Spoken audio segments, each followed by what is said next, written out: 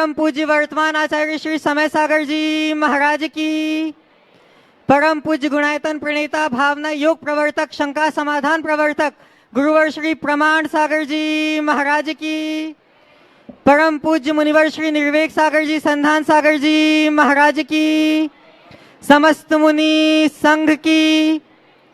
शंका समाधान के आज के इस सत्र में आप सभी का हार्दिक अभिनंदन। बंधुओं, जैसा कि आप सभी को विदित है कि परम पूज्य गुरुदेव निरंतर विहरमाण हैं और विगत दिनों राहतगढ़ को अपनी अमृतमय वाणी से राहत देते हुए विदिशा की ओर निरंतर विहार कर रहे हैं और आज का यह शंका समाधान उसी दिशा में एरन ग्राम में हो रहा है। आज का यह सत्र प्रारंभ हो उससे पहले मैं आमंत्रित करना चाहूंगा आदरणीय ब्रह्मचारी धीरज भैया को कि वो कुछ आगे की प्रक्रिया को आगे बढ़ाए। जय बोलो कुंडलपुर के बड़े बाबा की।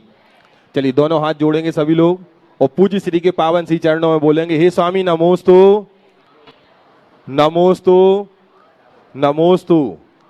आज का शंका समाधान का सत्र प्रारंभ हो और उस सत्र के पहले आज राहतगढ़ जैन समाज का एक और नया अध्याय जुड़ रहा है गुणायतन से और हमारे समकक्ष जो पूज्य श्री विराजमान हैं ये युवा तरुणाई के प्रखर वक्ता हैं और आज से नहीं कई वर्षों से आप लोग देख रहे हैं 94 में राहतगढ़ में पहला आगमन हुआ था और उसके बाद पूज्य श्री का ये तीसरी बार राहतगढ़ में आगमन हुआ और उसी आगमन के तले एक नए अध्याय में राहतगढ़ जैन समाज गुणायतन से जुड़ने जा रही है और राहतगढ़ जैन समाज के कुछ श्रावकों ने अपने चंचला लक्ष्मी का सदुपयोग किया और गुणायतन से जुड़े मैं उन सभी महानुभावों को यहाँ पर आमंत्रित कर रहा हूँ और वो यहाँ पर आए। उनका सम्मान करने के लिए श्रीमान हरीश जी दिल्ली वाले यहाँ पर आ जाएंगे। साथ में गुणायतन के जो हमारे और ट्रस्टी हैं राहतगढ़ से श्रीमान प्रदीप कुमार जी जैन मासा परिवार जो चलता फिरता परिवार है, जानते हैं सब लोग, सब प्रकार से तन मन धन से निरंतर साधुओं की भैया वित्ती में समर्पित रहते। एक बार जोरदार ताली बजाते हुए प्रदीप भाई साहब को हम यहाँ पर आमंत्रित करते हैं।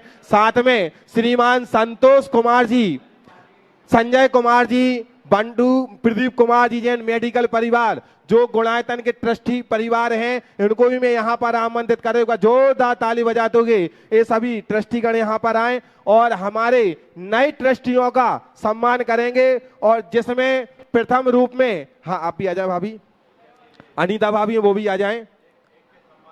हाँ, एक के सम्मान में एक परिवार खड़ा होगा और मैं यहाँ पे बुला रहा हूँ गुणायतन में ट्रस्टी के रूप में जुड़े हैं सबसे पहले श्रीमान रूपचंद जी जैन, साक्षी जैन, हर्षित जैन, आकाश जैन, फैक्ट्री परिवार राहतगढ़। एक बार जोरदार ताली बजाते हुए पूरा परिवार यहाँ पर आमंत्रित हो और हमारे ट्रस्टीगण रूप भाई के परिवार का सम्मान करें। आ जाइए, आगे आ जाए और आप लोग तालियों की गड़गड़ाहट अनुमोदना के रूप में निरंतर जुड़ रही है और इसी श्रृंखला में हम आगे चलते हैं।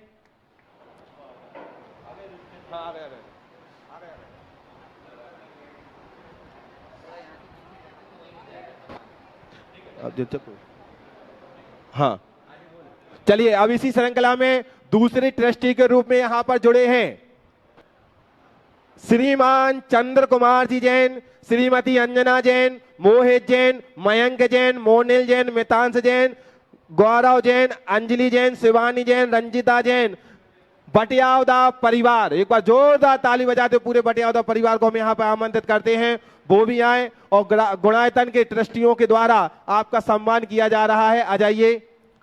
हाँ, और उनका सम्मान करेंगे मेडिकल वाले, आ जाएंगे। प्रदीप जी दिवाकर। हाँ हाँ हाँ, वो हम बुला लेंगे। हाँ बुला लेंगे। हाँ आ जाइए, आशीर्वाद लो और इस तरफ से निकलते जाओ, इस तरफ से निकल जाओ, इस तरफ से। और आप लोग अपनी शंका तैयार रखना। चलिए, अब इसी श्रृंखला में बटियावदा परिवार का यहाँ पे सम्मान हो रहा है। इंदू भाई साहब, हाँ एक मिनट इधर आओ, आप भी आओ। इंदू भाई साहब, इनका भी भैया पहले सुनो। प्रदीप भाई साहब, इंदू भाई साहब का सम्मान करो, फैक्ट्री परिवार से बड़े भैया।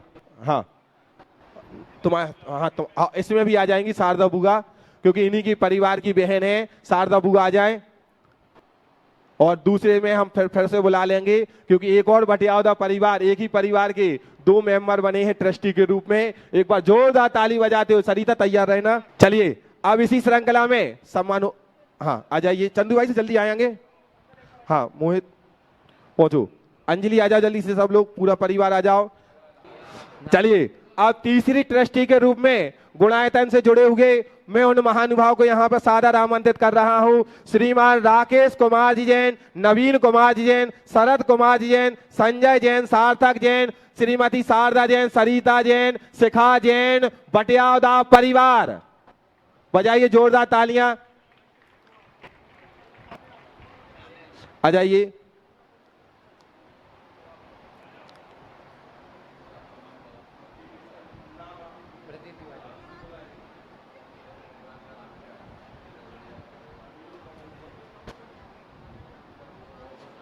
हाँ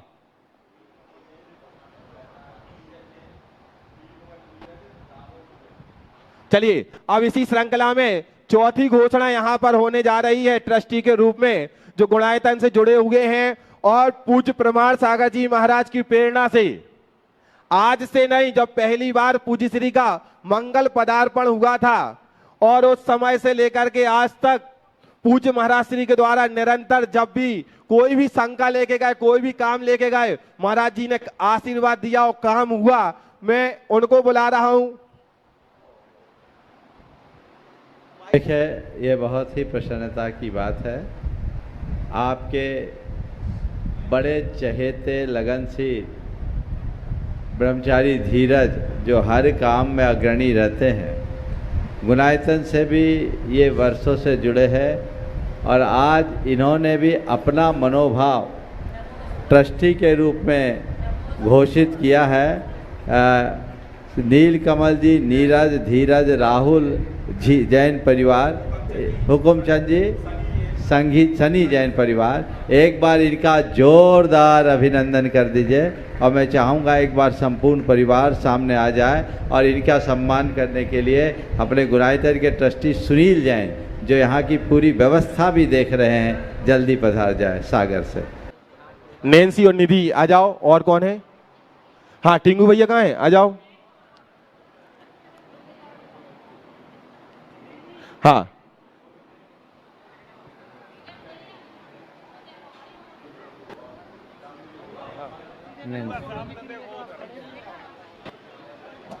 धीरज भैया का पूरा परिवार यहाँ पर आ जाए आज।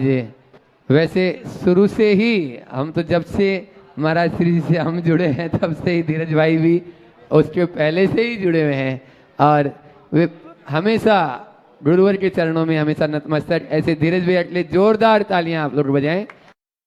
गाँव का नाम पूरी सब तरफ वे फैला रहे हैं। ओम धीरज। अरियन जी बड़वानी वे भी इस श्रृंखला में अपना सहयोग दे रहे हैं। ओ धीरज बोले। ओम चलिए अब इसी श्रृंखला में हम आगे चलते हैं और पूज्य श्री के चरणों में पहुंचे।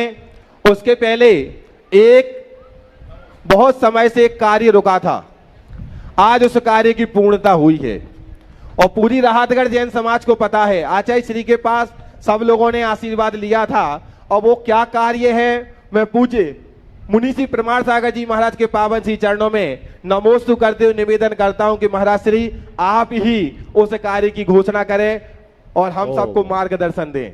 देखिए राहतगढ़ की जैन समाज छोटी समाज है लेकिन बड़ी समर्थ और समर्पित समाज है। मेरे यहाँ आने पर मुझे मालूम पड़ा कि पिछले कई वर्षों से समाज का एक प्रकल्प लंबित पड़ा हुआ था।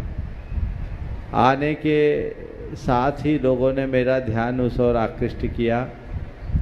समाज में कुछ बातों को लेकर ऊहापोह थी।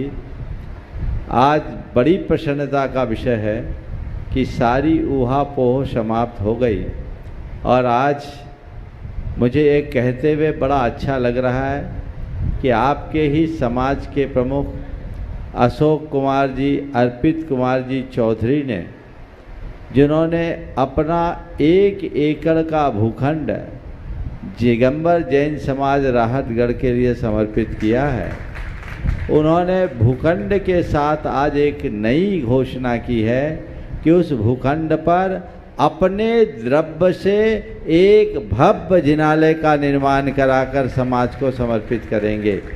वो भूखंड तो समाज को सौंप चुके थे, आज उन्होंने एक नई भावना प्रकट की और इसका पूरी की पूरी यहाँ की समाज की कमेटी ने अनुमोदना किया।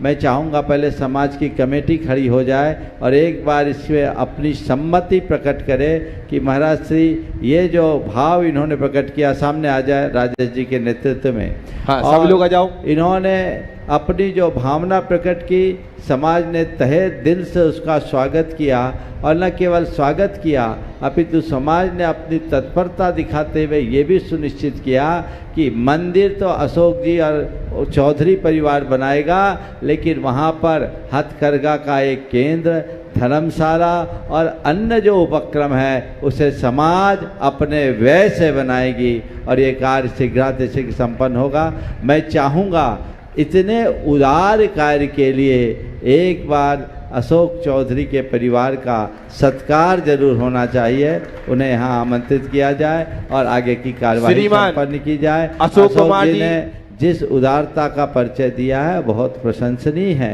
हर व्यक्ति अपने द्रव्य का इसी तरीके से सद्व्यय कर सकता है। मैं यहाँ की समाज से कहूँगा ऐसे लोगों के ऐसे सत्कार की अनुमोदना करे और भावना भाता हूँ कि मंदिर भी अत्यंत भव्य बनाए और अशोक जी अर्पित ये संकल्प ले कि महाराज श्री आपके निर्देशानुसार हम भव्याति भव्य मंदिर का निर्माण कराएंगे। माइक दे दो और आप जैसा कहेंगे वैसा ही करेंगे। दो माइक। एक मिनट। अशोक कुमार जी, मुकेश कुमार जी, अमित कुमार जी, अर्पित कुमार जी, पूरा परिवार, यश जैन, पूरा चौधरी परिवार। हाँ, और इनके सिलवानी वाले रिश्तेदार भी यहाँ पर आ गए हैं। गैरतगंज सिलवानी दो ही बार।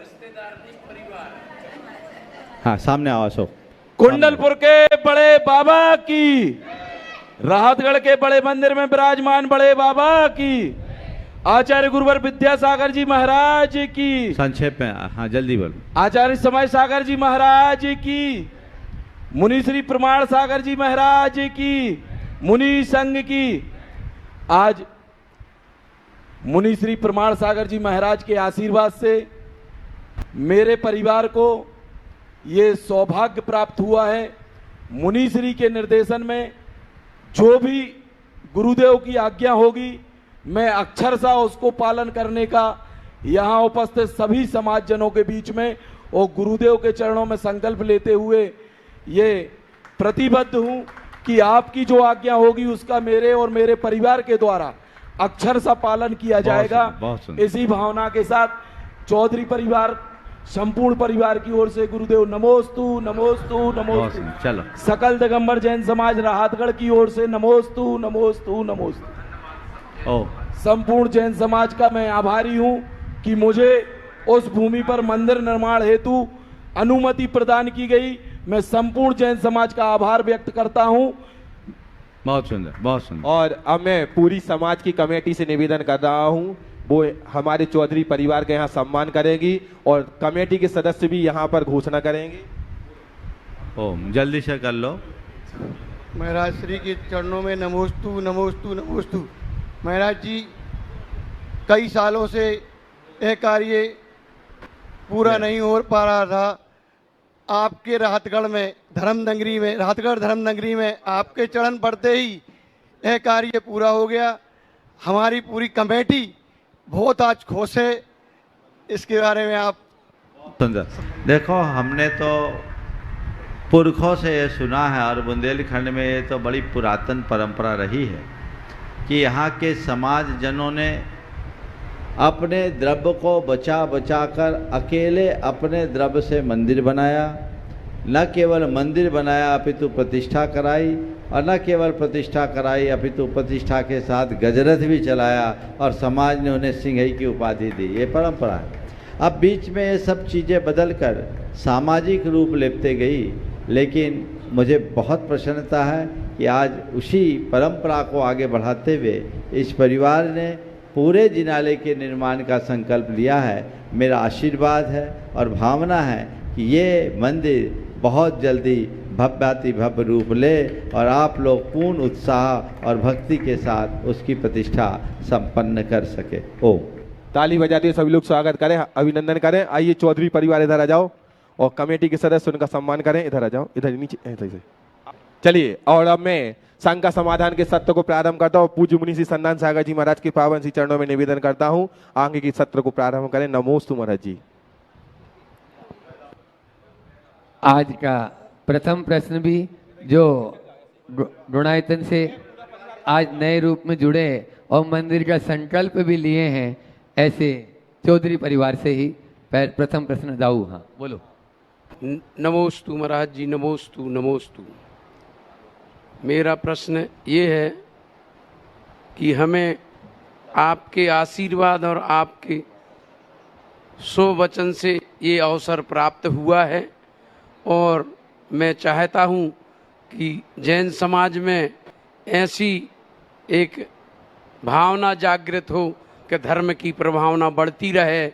इसके लिए मैं आपसे, आपके वचनों से सबको ये चाहता हूँ कि जैन समाज की प्रभावना बढ़े और सबको दान की ऐसी प्रवृत्ति बने कि जिससे जैनायतनों का कल्याण हो और समाज का उसमें कल्याण हो सके। ओम। देखिए, बहुत अच्छी भावना भाई है और हम लोग आप सबसे मैं यही कहूँगा, अपने समय, शक्ति और संसाधनों का इसी तरह उपयोग करते रहे। आगे। हाँ, अब आज जो गुणायतन से नए ट्रस्टी के रूप में जुड़े हैं, ऐसे रूपचंद जी जैन फैक्ट्री वाला परिवार अपनी ओर से यहाँ पर महाराज जी चरणों में प्रश्न रख रहे हैं और उसके बाद में तैयार रहेंगी चंद्र कुमार जी जैन के परिवार से मितांशी जैन बटियावत परिवार, जो आज गुणायतन के रूप नए ट्रस्टी के रूप में जुड़े हैं। महाराज श्री के चरणों में बारंबार नमोस्तु नमोस्तु नमोस्तु। महाराज श्री, मेरा प्रश्न है कि जब कोई व्रत खंडित हो जाता है तो क्या उसी व्रत को पुनः से शुरुआत से करना चाहिए या उसको छोड़कर आगे की ओर बढ़ना चाहिए? देखिए, अगर व्रत लिया है तो कोशिश करना चाहिए कि निर्बाध व्रत का पालन हो। कदाचित खंडित हो जाए तो पहले उसे पूरा करना चाहिए और जितने के बाद खंडित हुआ उसे दोबारा करना चाहिए। नमोस्तु महाराज। चंद्र कुमार जी जैन बटियावत परिवार के बाद में आज जो नए ट्रस्टी के रूप में जुड़े नवीन कुमार जी जैन बटियावत। नमोस्तु महाराज जी। दिशा देश से आए के पक्षी वृक्ष बसंत, प्रातः होत निज कार्यवश इच्छित देश उड़ंत।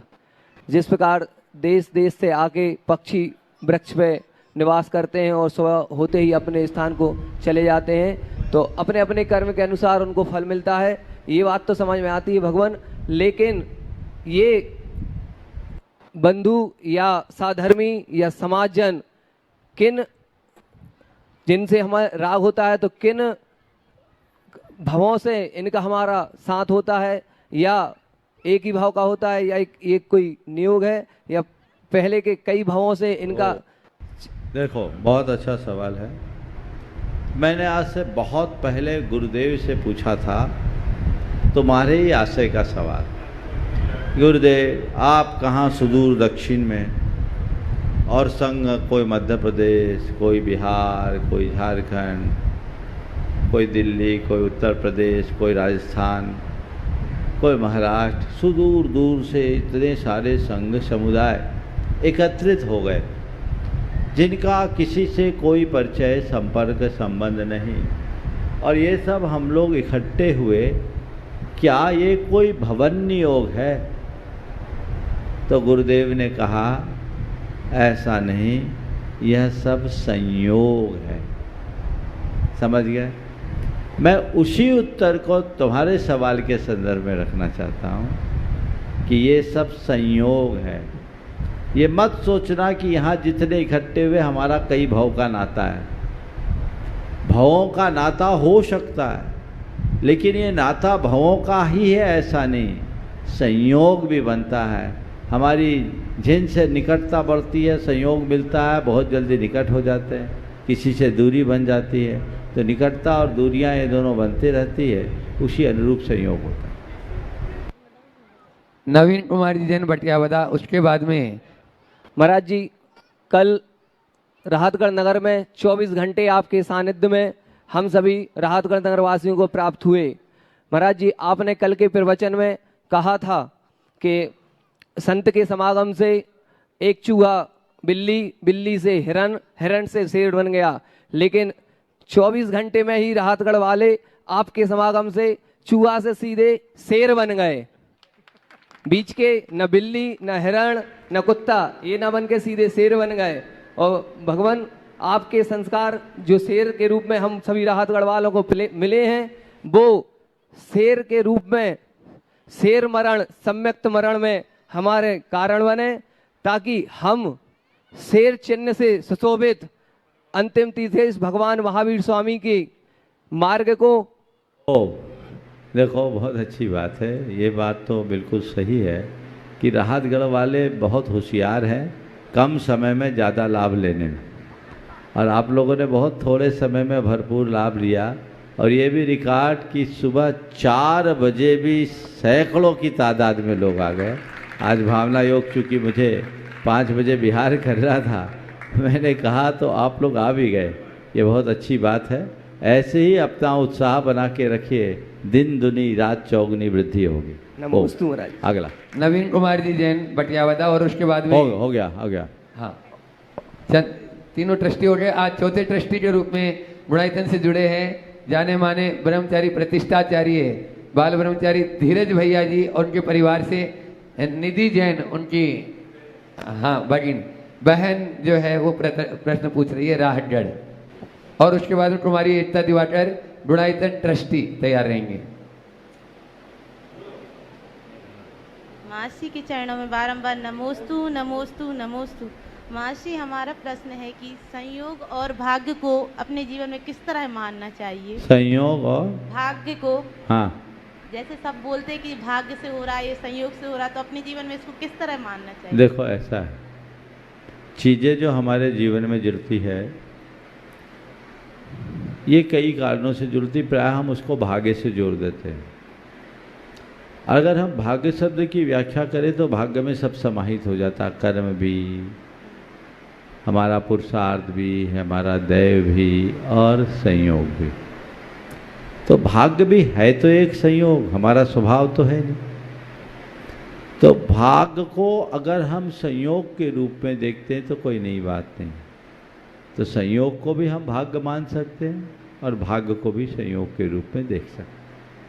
अगला अगले नाम के लिए गुणायतन के जो ट्रस्टी के रूप में प्रदीप जी के परिवार से एकता दिवाकर, कुमारी एकता दिवाकर, और उसके बाद में तैयार रहेंगे अरविंद जी जैन राहतगढ़। पूज्य मुनिवर के चरणों में मेरा परिवार की तरफ से त्रिवार नमोस्तु नमोस्तु नमोस्तु। मारी जी ने अपने ही परिवार के विरुद्ध 363 मत क्यों चलाए थे? उनका ऐसा क्या बैर था अपने परिवार से? उनका कोई बैर नहीं था, और उनके मन का अहंकार था, और जब मनुष्य के चित्त में अहंकार हावी होता है तो वो सर्वनाश करने के लिए तत्पर हो जाता है। मारीच के भीतर का अहंकार सर्वनाश की तैयारी। और उन्होंने मतलब आदिनाथ भगवान के काल में जन्म लिया, पर वो महावीर के जीव थे, तो उन्हें वहाँ इतने लंबे अंतराल के बाद मोक्ष मिला, तो इतना लंबा काल उन्हें क्यों लगा? इसका कारण केवल ये है कि जब वो आदिनाथ भगवान के परिवार में जन्मा था तब अहंकार से भरा था, आदिनाथ भगवान के वचन का भी असर नहीं पड़ा, और जब वो उसका होनहार अच्छा हुआ, शेर की पर्याय में था, मुनि महाराज के वचन उसके जीवन को बदल दिए और उसका उत्थान हो गया। यही होनहार। नमोस्तु महाराज श्री। अरविंद जी जैन राहतगढ़ के बाद में आनंद जी जैन मीरखेड़ी तैयार रहेंगे। मुनिश्री प्रमाण सागर जी के चरणों में बारंबार नमोस्तु, त्रय मुनिराजों के चरणों में बारंबार नमोस्तु, छुल्लक जी महाराज के चरणों में नमोस्ते एक छामी। महाराज जी, हम लोग स्वाध्याय करते हैं तो एक मन में कई बार विकल्प भी उठता है और कई बार ये क्वेश्चन बार बार कि जैसे अदरक है, अदरक सूखने के बाद सोंठ का रूप परिवर्तित हो जाता है, लेकिन कई लोग कहते हैं जैसे आलू भी सूखने के बाद उसको उपयोग क्यों, उसमें क्या दोष है? जैसे अदरक सूखती वैसे आलू को सुखा के बता दो, फिर हमसे बात करना। हाँ, बिना पीस के आलू सूखता है क्या? समझ गए, दोनों में बहुत अंतर। चलिए, आनंद जी जैन मीरखेड़ी के बाद में श्रीमती रश्मि जैन, अनूप कुमार जी जो यहाँ पर आप देख रहे हैं जो भी बिहार में चलने वाले हैं उन सब की भोजनशाला बहुत ही अच्छे से व्यवस्था कर रहे हैं। ऐसे अनूप जी के परिवार से श्रीमती रश्मि जैन, समस्त मुनि संघ के श्री चरणों में सादर उनके साथ में सुनील भैया और उनकी पूरी टीम तैयार रहेगी। और यहाँ के यदि पंडित जी हों इस मंदिर के तो वो पंडित जी भी अभी आ जाएंगे, उनका नाम यहाँ तक पहुँचा दें। महाराज जी, मेरा सवाल आज की एक बिहार की घटना से है।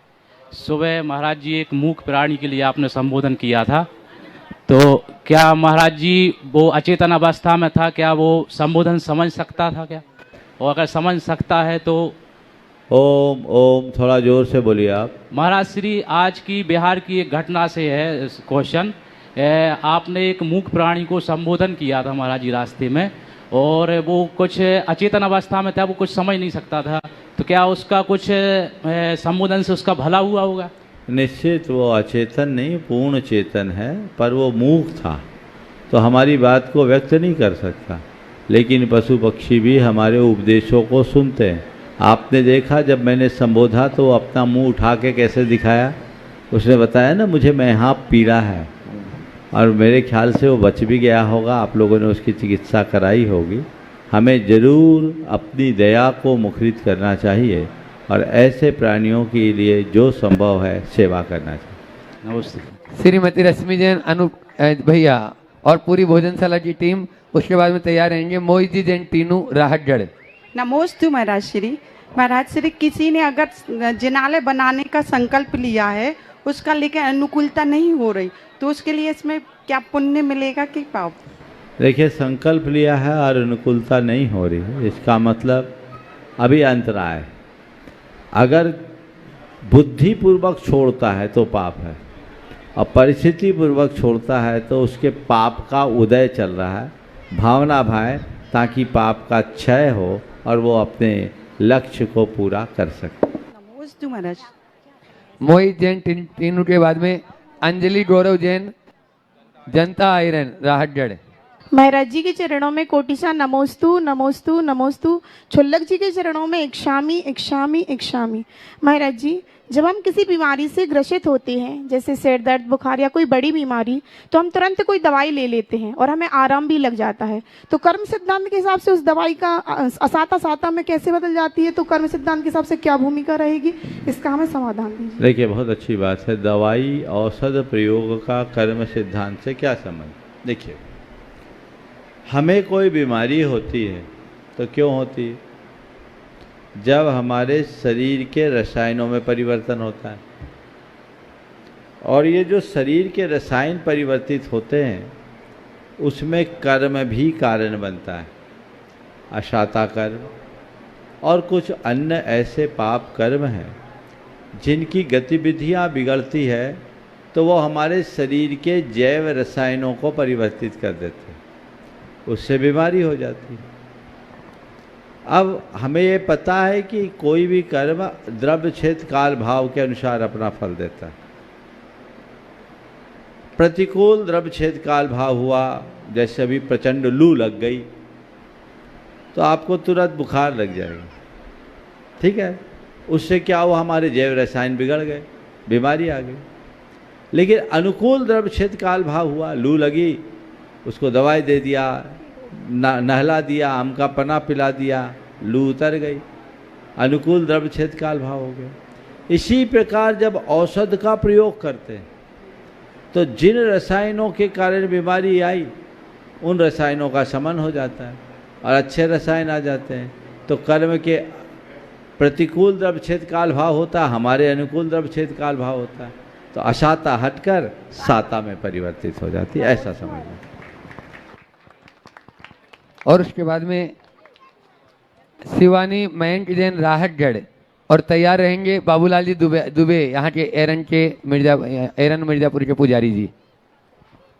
भावना योग प्रवर्तक प्रमाण सागर जी महाराज की जय।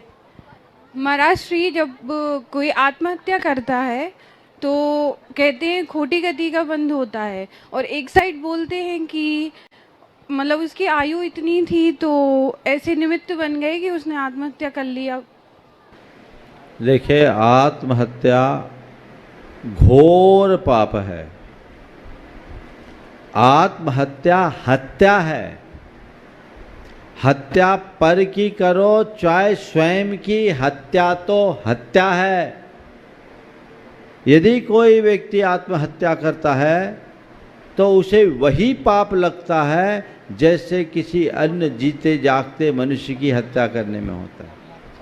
इसलिए आत्महत्या को एक निकृष्ट कर्म समझकर उसके भाव से भी बचना चाहिए। और ये सोचना कि उसका उतना ही कर्म था, गलत है। वो अकाल में मरा है, वो जी सकता था, लेकिन शस्त्र के आघात या अन्य कृत्रिम प्रयोग से उसे मारा गया है। पर से मारा जाए या स्वयं के द्वारा मारा जाए, ये हत्या है और ऐसी हत्या से बचना चाहिए, आत्महत्या से बचना। बाबूलाल जी दुबे उसके बाद में तैयार रहेंगे। वैभव जी जैन राहतगढ़। हेलो, श्री गुरु जी के चरणों में नमन करते हुए गुरु जी से अनुरोध है कि हमारे पास तो सब कुछ भगवान की कृपा है, लेकिन एक सवाल है कि साईं इतना दीजिए जामे कुटुंब समाए, मैं भी भूखा ना रहूं कोई साधु न भूखा जाए। बहुत बहुत उत्तम भाव है और यही एक सत्पुरुष की भावना है। मैं भगवान से प्रार्थना करता हूँ आपकी भावना फलीभूत हो और आप अपने जीवन के सार को प्राप्त कर सके। वैभव जी जैन राहतगढ़, उसके बाद में मंजू राजेश जैन अध्यक्ष राहतगढ़। मुनि श्री के चरणों में बारंबार नमोस्तु महर्षि। महर्षि, पहले के समय में मकान तो कच्चे हुआ करते थे, लेकिन इंसान तो बहुत सच्चे होते थे, किंतु आज के समय में मकान तो व्यक्तियों ने पक्के बना लिए हैं और इंसान कच्चे होते जा रहे हैं। महाराज जी निराकरण करें कि इन दो, क्या हम ऐसा नहीं कर सकते कि मकान भी पक्के हो और इंसान भी सच्चे हो? बहुत सुंदर। पहले मकान कच्चे थे, रिश्ते पक्के थे, अब मकान पक्के हो गए, रिश्ते कच्चे हो गए, इंसान कच्चा हो गया। आपने पूछा है कि इंसान में ये परिवर्तन क्यों आया। आपका ये कहना बिल्कुल ठीक है कि जैसे मकान पक्के हो रहे हैं, इंसान भी पक्के हो तो बहुत अच्छा है, हो सकता है, लेकिन इसकी वजह क्या है हमें उसे समझना हो। आज के समय में यदि सबसे ज़्यादा प्रभावित हुआ तो वह है हमारी संवेदना। जो जो मनुष्य की संवेदनाएं छीन होती है उसके जीवन में कृत्रिमता हावी होने लगती है। वह कृत्रिमता उसकी सोच को संकीर्ण और अनुदार बना देती है, उससे उसमें निष्ठुरता पनपना शुरू हो जाती है। और जब ऐसी दुर्बलताएं हावी होने लगती है तो स्नेह सद्भाव अपने आप दूर हो जाता है। हमें चाहिए कि हम हर व्यक्ति के हृदय में उसी संवेदना को जगाएं ताकि हम सब एक दूसरे के साथ प्रेम, परस्परता, स्नेह और आत्मीयता मूलक जीवन जीने के अभ्यासी बन सके। नमोस्तु महाराज जी। मंजू राजेश जैन राहतगढ़ अध्यक्ष परिवार। और उसके बाद में तैयार रहेंगे ब्रह्मचारिणी सुनीता दीदी जी, जो शिरोमणि सरस्वती गुणायतन के, और ब्रह्मचारी स्नेह दीदी। पूज्य महाराज श्री के चरणों में नमोस्तु नमोस्तु नमोस्तु। महाराज श्री, एक बहू और एक पत्नी सारे संस्कार, सारे फर्ज निभाती है अपने परिवार के लिए, फिर ऐसी स्थिति में उसका परिवार शोषण करता है तो क्या करना चाहिए? अगर बहू या पत्नी अपने सारे कर्तव्यों का पालन करती और उसे लगता है कि परिवार उसका शोषण कर रहा है, तो शोषण तो नहीं होना चाहिए, पर मुझे ऐसा लगता है कहीं न कहीं उसकी सोच में कोई कमी है, कोई नकारात्मकता आई है। यदि ऐसा कुछ हो रहा है तो उसे भी वो अपना कर्तव्य मानकर सकारात्मकता का परिचय क्यों नहीं देती और ये सोचे कि ठीक है, मैं इस लायक हूँ, मुझे थोड़ा अतिरिक्त काम करने का मौका मिल रहा है, मैं कर रही हूँ ताकि उससे मैं ज़्यादा स्वस्थ रह सकूँ। ऐसा भी तो सोचा जा सकता है। आप इसे शोषण किस अर्थ में ले रहे हैं? शोषण में भी पोषण का अन्वेषण किया जा सकता है। ब्रह्मचारिणी सुनीता दीदी शिरोमणि सरस्वती गुणायतन, और उसके बाद में रानू नीरज जैन भोपाल तैयार रहेंगे। महाराज श्री के चरणों में बारंबार नमोस्तु। महाराज श्री, जो अकृत्रिम चैत्यालय हैं उनको सिद्ध क्षेत्र में माने या अतिशय क्षेत्र में माने या किस कोटि में माना जाएगा? देखिए, अकृत्रिम जिनालयों को सिद्ध क्षेत्र, अतिशय क्षेत्र नहीं, उन्हें हम चैत्य चैत्यालय के रूप में देखें। सिद्ध क्षेत्र, अच्छे क्षेत्र तो हम मनुष्य लोक में गिनते हैं, हमारे द्वारा जो बनाए गए वे शाश्वत क्षेत्र के रूप में गिने जा सकते हैं, क्योंकि वे अनादि अनित हैं। नमस्ते महाराज। गुरुवर के चरणों में नमस्तु। महाराज जी, हम ऐसा मन में विचार करते हैं कि हमारे पास इतना द्रव्य होता कि हम अनेक अनेक स्थानों पर बहुत बढ़िया बढ़िया दिगंबर मंदिर बनाते और मंदिर बना करके उनमें हम बहुत अच्छी व्यवस्था करते, लेकिन हमारे पास इतना द्रव्य नहीं है, पर हम हर दिन यही भावना भाते। तो हमें क्या करना चाहिए कि हमारा ऐसा पुण्य बंधे कि हम चक्रवर्ती जैसे सब जगह चैत्यालय जिनालय बनाए? बहुत उत्तम भावना है, पर मैं एक बात बताऊं, इस भावना की पूर्ति तो चक्रवर्ती भी नहीं कर पाएगा, ये असंभव है। हमारे हाथ छोटे हैं, भावना अच्छी है, बड़ी है, रखो, लेकिन ये व्याकुलता देगी, पूर्ण नहीं होगी। चक्रवर्ती भी इस भावना की पूर्ति नहीं कर पाएगा, लेकिन इसका सॉल्यूशन है। जगह जगह मंदिर बनाने की भावना रखने की जगह अपने मन को मंदिर बनाने का पुरुषार्थ कर लो, जरूरत ही नहीं पड़ेगी। हम अपने जीवन को ही मंदिर बना ले, ये सरल है। बाहर हम मंदिर 2, 4, 10, 20 बना सकते हैं, लेकिन मन मंदिर बन गया तो हम खुद अपने जीवन को धन्य कर सकते हैं। हमें उस दिशा में अपना प्रयत्न करना चाहिए। जब तक वो नहीं कर पाए तब तक समय, शक्ति और संसाधनों के रहते बाहर भी मंदिर बनाने का पुरुषार्थ करते रहना चाहिए। हम अपने मन को मंदिर कैसे बनाएं? बस मोक्ष मार्ग में लगो, मन मंदिर बनेगा। नमस्ते। रानू नीरज जैन भोपाल, और उसके बाद में तैयार रहेंगे पारुल समैया परिवार ललितपुर।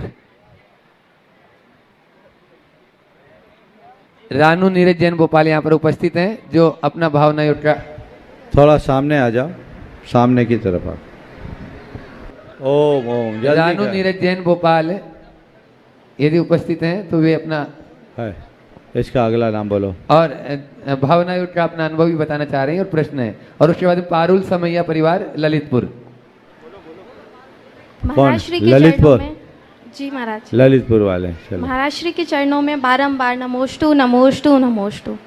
महाराज श्री, जैसे आत्मा का सुख हमेशा जैसे हमने पढ़ा है निर्विकल्प रहने में है, लेकिन संसारिक जीव के लिए ये हमेशा कुछ ना कुछ विकल्प रहते हैं। जैसे हम पूजन करें, जाप करें, कोई भी काम करें, हमेशा विकल्प है और लगातार उन कर्मों का उसमें कर्मों का बंध होता है। तो ऐसा क्या करें कि साथ साथ कर्मों की निर्जरा भी होती रहे? निर्विकल्पता में परम आनंद है, ये बिल्कुल सच है, लेकिन प्रवृत्ति में निर्विकल्प होना बड़ा मुश्किल है। पर मैं ये कहूँगा, निर्विकल्प ना हो पाए कोई चिंता नहीं, दुर्विकल्पों से बच जाओ, जीवन धन्य हो जाए। दुष्ट विकल्पों से बचो, शुभ विकल्पों को अपनाओ और भावना भाव, प्रभु कब मैं इससे ऊपर उठूं, जब निर्विकल्प। नमोस्तु महाराज जी। नंदिता जैन राहतगढ़, और उसके बाद में तैयार रहेंगे परजैन राहतगढ़। रानू नीरज जैन भोपाल यदि यहाँ गुणायतन उपस्थित हैं। प्रणेता, भावना युग प्रवक्ता, मुनि श्री 108 प्रमाण सागर जी महामुनि राज के चरणों में मेरा व मेरे समस्त परिवार का त्रैवान नमोस्तु नमोस्तु नमोस्तु। महाराज जी, मेरी जिज्ञासा यह है कि मैंने कुछ समय पूर्व अपने आप को संकल्प दिया था कि मैं डेली मंदिर जी जाकर भक्तांबर जी का पाठ करूंगी, पर अब हॉस्टल में रहने के कारण और मंदिर दूर होने की वजह से डेली मंदिर जाके भक्तांबर पाठ करना पॉसिबल नहीं हो पाता है। तो महाराज जी, मैं अपने कमरे में ही किस भावना के साथ पाठ करूं जिससे मुझे वही संतुष्टि मिले जो मुझे मंदिर जी जाकर मिलती थी? देखो, हॉस्टल का जीवन तो हॉस्टल जैसा रहता है, स्वाभाविक है कि नित्य प्रति मंदिर जाना संभव नहीं है लेकिन हॉस्टल में रह कर के वर्चुअली मंदिर का दर्शन करो। समझ गया? तुम्हारे पास अगर मोबाइल होगा, इंटरनेट की सुविधा होगी, तो जिस मंदिर में जाती हो या जिस मंदिर में जाना हो, उनके भगवान को दर्शन करो और वहाँ बैठ कर के पाठ कर लो, कुछ लाभ मिल सके। महाराज जी मैं अपने भावना योग का भी वो बताना चाहूंगी। बोलो। भावना योग करने के पहले मुझे ये फील होता था कि मैं एग्जाम प्रेशर को शायद हैंडल नहीं कर पाऊंगी, मुझे रोज एंजाइटी वगैरह हुआ करती थी। पर जब से मैंने भावना योग करना चालू किया है उसका रिजल्ट यह रहा कि मैंने अपने 12th बोर्ड में 93.7% स्कोर किया। महाराज जी ये सब आपके आशीर्वाद के कारण हुआ है। बहुत सुंदर। अभी क्या कर रही हो? अभी मैं सीए के लिए प्रिपेयर कर रही हूँ। बहुत सुंदर। नमोस्तु महर्षि। परिजन राहटगढ़।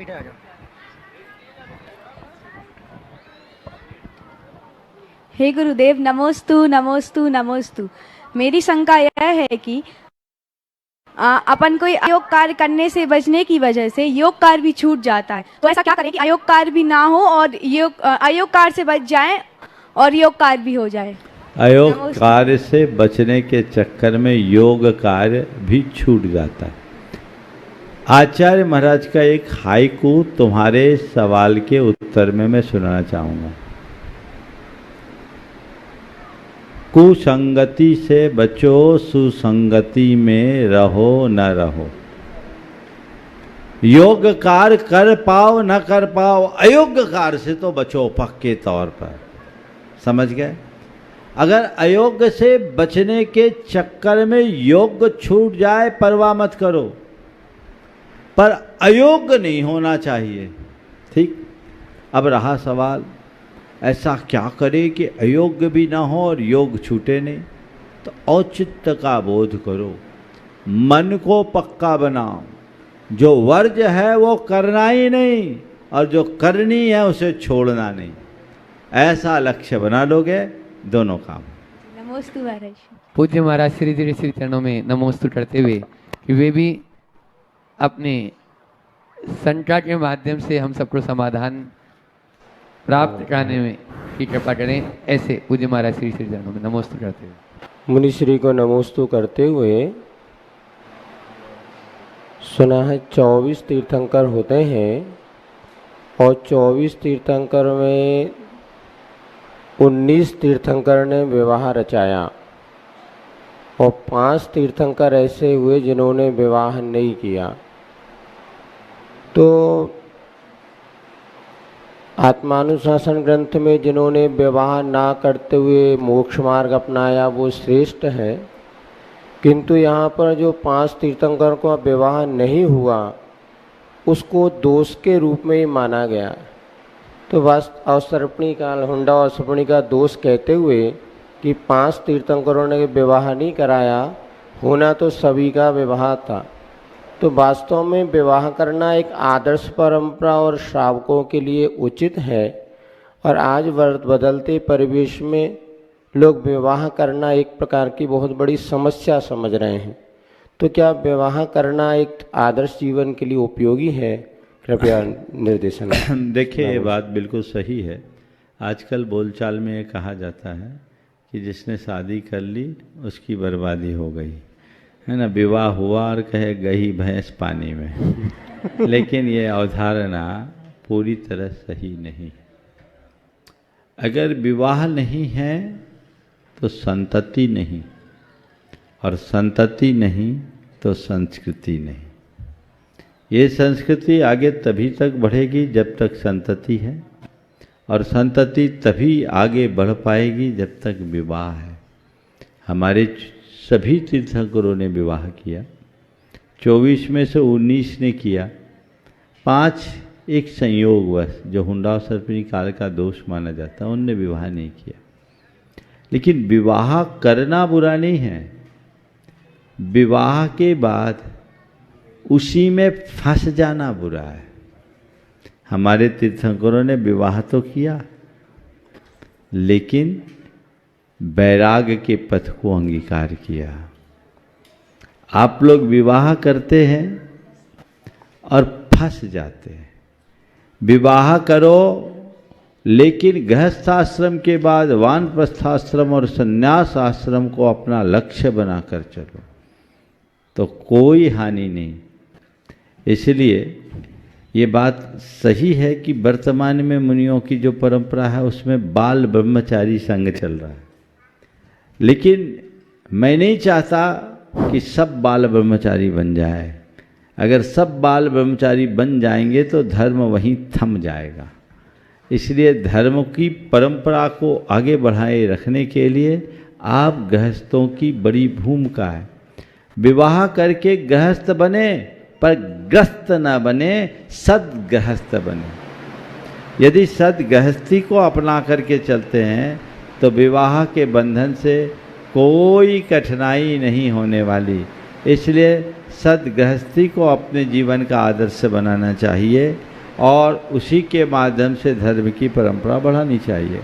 यहाँ जितने लोग बैठे हैं ज़्यादातर लोग विवाहित हैं। ये मत सोचो कि हम तो विवाह में फंस गए सो गए, नहीं, अभी भी आपके लिए अवसर है। अपना प्रारंभिक दायित्व पूर्ण करें और उसके बाद अपने जीवन के लक्ष्य को पूर्ण करने के लिए वैराग्य के पथ को अंगीकार करें और संलेखना के साथ अपने शरीर के विसर्जन का रास्ता अंगीकार करें। ब्रह्मचारी प्रतिष्ठाचार्य धीरज भैया जी राहतगढ़ गुणायतन ट्रस्टी, और उसके बाद में तैयार रहेंगे कोषाध्यक्ष सकल दिनों जैन समाज राहतगढ़ संजय बाबा। पूज्य श्री के पावन श्री चरणों में बारंबार नमोस्तु करते हुए आज एरन गांव का सौभाग्य है कि पूज्य श्री का मंगल पदार्पण और शंका समाधान का ये सत्र यहाँ पर चल रहा है। तो महाराज श्री, मैं तो बस एक ही बात आपसे पूछता हूँ, क्योंकि आपकी 4 बातें बहुत अच्छी लगती हैं और इन 4 बातों पे कई किताबें निकल गई हैं, कई भाग निकल गए हैं और यहाँ पर जैनेतर बंधु भी यहाँ पर बैठे हुए हैं जिनकी भावनाएं आज पहली बार यहाँ जुड़ रही हैं। उनके अंदर भी बहुत सारी जिज्ञासाएं, पर उनको समझ में नहीं आ रहा कि मैं कैसे रखूं।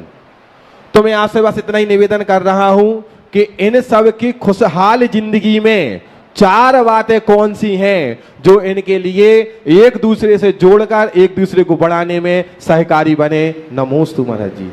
अपने खुशहाल जिंदगी में ऐसी कौन सी 4 बातें जो एक दूसरे को जोड़कर एक दूसरे को आगे बढ़ाने में सहायक बने। 4 बातें मैं कहूँगा। अपने जीवन को आगे बढ़ाना चाहते हैं, स्थिरता रखना चाहते हैं, तो हमेशा याद रखें अपने जीवन में हम स्वयं के कष्टों के प्रति सहनशील बने, औरों के कष्टों के प्रति संवेदनशील बने। स्वयं के कष्टों के प्रति सहनशील बने, औरों के कष्टों के प्रति संवेदनशील बने, हमारा जीवन संस्कारशील बने और हमारा अंतर स्नेहशील बने, तो हमारा जीवन धन्य हो जाएगा। सहनशीलता, संवेदनशीलता, स्नेहशीलता और संस्कारशीलता जीवन के ऐसे मूल तत्व हैं जिन्हें आत्मसात करके हम अपने जीवन में बेहतरी घटित कर सकते हैं। संजय बाबा अपने प्रश्न रख रहे हैं और उसके बाद में तैयार रहेंगी एंजिल जैन बेगमगंज। महाराज श्री के चरणों में नमोस्तु नमोस्तु नमोस्तु। महाराज श्री, जब किसी धार्मिक व्यक्ति के जीवन में असहनीय कष्ट या रोग आ जाते हैं तो उन्हें देखकर लोगों को धर्म पर से विश्वास विचलित होने लगता है। ऐसी स्थिति में अपने भावों को कैसे संभालें? देखिए, अगर कोई लोग सोचते हैं कि धार्मिक व्यक्ति के ऊपर कष्ट नहीं आना चाहिए तो गलत धारणा है। अरे जितने कष्ट धर्मात्माओं पर आते उतने सामान्य लोगों पर नहीं आते। इसलिए धर्मी के जीवन में कष्ट आए तो घबराना नहीं चाहिए। उन्हें ये समझना चाहिए कि कसौटी पर केवल सोने को कसा जाता है, पीतल को नहीं। परीक्षा सतियों की होती है, वेश्याओं की नहीं। उपसर्ग संतों पर आते हैं, डाकुओं पर नहीं। सताया सज्जनों को जाता है, दुष्टों को नहीं। समझिए, घबराओ नहीं। अगर ऐसा आता है, आएगा। अरे पारसनाथ भगवान पर कष्ट आए, तुम कहाँ लगे? 10 भव का रिकॉर्ड देखो, उनने कोई बुरा नहीं किया, कितने धर्मी थे, फिर भी उन पर कष्ट आए ना। तो कर्म किसी को नहीं छोड़ता। अपने मन में ऐसी धारणा बनाओ कि चाहे कितने कष्ट क्यों ना आए, मैं कष्ट में भी मस्त रहूंगा। यही धर्मी की पहचान। नमस्ते। एंजिल जैन बेगमगंज अपने प्रश्न को संक्षेप में रखेंगे, समय कम है। फिर रजनी जैन राहतगढ़ तैयार रहेंगे। त्रय मुनि राजों के चरणों में मेरा बारंबार नमोस्तु नमोस्तु नमोस्तु। गुरुवर, सब कहते हैं कि मोक्ष में असीम सुख है, लेकिन जब मैंने कुछ लोगों से पूछा तो उन्होंने स्पष्ट वर्णन नहीं किया, बस कह दिया कि आम इंसान उनका वर्णन नहीं कर सकते। गुरुवर, आप मेरी शंका का समाधान कीजिए कि आखिर भगवान को मोक्ष में किस प्रकार का सुख है, मोक्ष में वे करते क्या है, उनको किस प्रकार का बहुत वैभव है। सुंदर। मोक्ष में कौन सा सुख है? हम जिन चीज़ों से सुख चाहते हैं उन सब से ऊपर का सुख है। देखो, एक उदाहरण से बात करूं। अभी गर्मी चल रही है ना, प्रचंड लू है, प्यास लगे और तुम्हें कोई एक गिलास ठंडाई पिलाए, सुख मिलेगा? मिलेगा। तो सुख किससे मिला? ठंडाई पीने से, है ना? और एक गिलास ठंडाई पीने से सुख मिला तो दूसरा गिलास और पी लो, सुख मिलेगा? बोलो। उतना नहीं मिलेगा। फिर तीसरा गिलास पिएंगे तो और कम सुख मिलेगा। और चौथा पिला देंगे तो फिर नहीं मिलेगा। फिर तो उल्टी हो जाएगी। तो बोलो, सुख किससे मिला? अगर ठंडाई से सुख मिला तो जितना ठंडाई पियो उतना सुख बढ़ना चाहिए। तो हमें आपको जो सुख मिलता वो ठंडाई से सुख नहीं मिला, प्यास के बुझने से सुख मिला। यानी हमें जो सुख मिलता है उसके पहले दुख चाहिए। प्यास दुख है कि सुख? दुख। तो जितना दुख मिलेगा उतना ही सुख मिलेगा, ये संसार है। समझ गए? यानी बीमारी आए तो दवाई खाओ। तो बीमारी हमारे अंदर का दुख है और उसके शमन के लिए 5 इंद्री की जो सामग्री है वो औषधि है। समझ गए? तो जो बीमार व्यक्ति है, जिसको प्यास है, उसको ठंडाई से सुख मिल सकता है, लेकिन जिसको प्यास ही नहीं उसे ठंडाई की ज़रूरत है क्या? जो बीमारी नहीं उसको दवाई की ज़रूरत है क्या? समझ गए? तो वह सब इंद्रिय विषयों से अतीत अपना जीवन जीते हैं। समझ गए? चलिए, भगवान जी दिन भर करते क्या है महाराज? कुछ करने की जरूरत ही नहीं, करना धरना सब छूट जाता है, आत्मा में ही लीन रहते हैं। रजनी जैन राहतगढ़ और उसके बाद में अंतिम प्रश्न दीपक जैन पार्षद जी, नगर परिषद राहतगढ़। नमोस्तु महाराज जी, नमोस्तु नमोस्तु नमोस्तु। मेरा विषय थोड़ा ज्योतिष से संबंधित है। अभी तक मैंने कभी ज्योतिष पे विश्वास नहीं किया। 63 साल शादी को हो गए, सब बच्चों के, लड़कियों के, सब बिना मिलान की शादियां हो गई, सब सुखी हैं।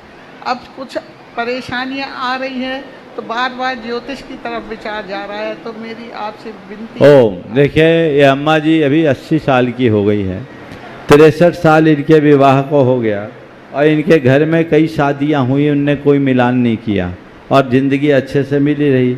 अब बोल रहे कुछ परेशानी आ रही है तो ज्योतिष के चक्कर में लग रहे। 63 साल के अनुभव को देखो, जब अभी तक ज्योतिष के चक्कर में नहीं पड़े तो आगे क्यों चल रहे?